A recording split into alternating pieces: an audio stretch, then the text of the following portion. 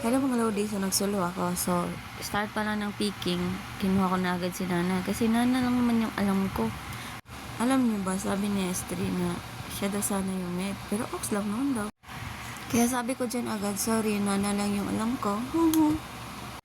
Dahil ako yung med, Angel lang ako. Pagot-ikot lang muna ako sa Tori hanggang sa meron ng minis na dumating. Ayun, kinalaban ko na sila na char.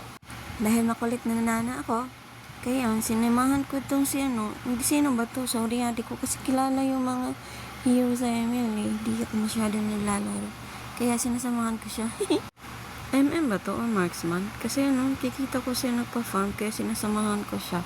Di ko naman kinukuha yung pina-farm niya. Tinutulungan ko lang siya. At dito, napansin ko na naman na nagpa-farm siya. Kaya tinulungan ko naman siya.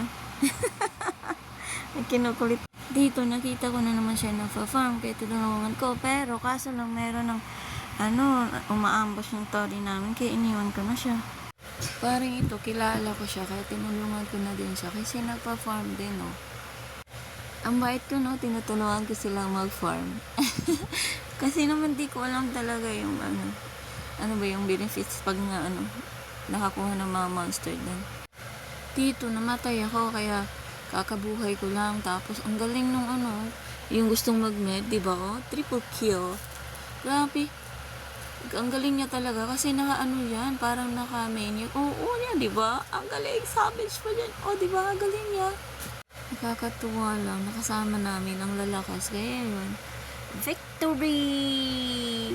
Victory! At yun lang po. Maraming salamat sa mga nanood. Mag-follow na kayo sa akin.